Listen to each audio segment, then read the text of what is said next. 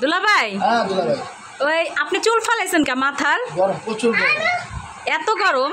অনেক গরম। তাহলে আপনি যে মাথার চুল ফালালেন বুঝলাম, মানলাম গরমে নাকি? এত গরমে চুল ফালাইলেন, তাইলে আপনি এই যে চা খাইতেছেন, প্রচন্ড গরম, এর ভিতরে চা খাইতেছেন কেমনে? আসলে গরমের ভিতরে গরমের জিনিসটা খাওয়াটার মজাই আলাদা।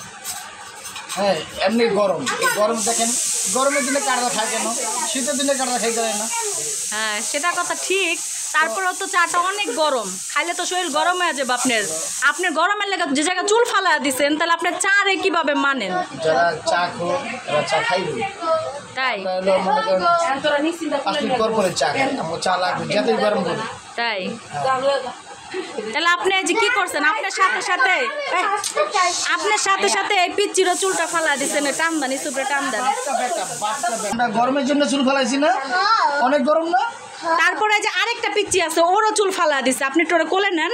আসলে আমি তো চা খাইতেছি, চার কাপটা অনন্যার হাতে দেন, খাইলে ওনারা সোজা। আচ্ছা ঠিক আছে, আপনি চাটা শেষ করেন।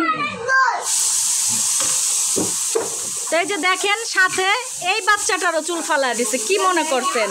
আসলে চুল যে না ফালাইছে বুঝবো না যে চুলের মানে টাক হওয়া যায় কি মজা।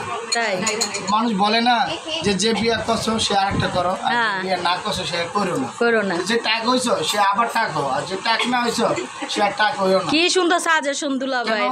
আমি যখন চুল ফালাইছি, বিশ্বাস করবেন কিনা জানি না দর্শক, আমার লগে যে মাথা আছে কিনা আমি নিজেও বলতে পারি না, এত সেই লেভেলে ঘুমাইছে। তাহলে আপনার কথা কন কি, যা মাথা যদি না থাকে?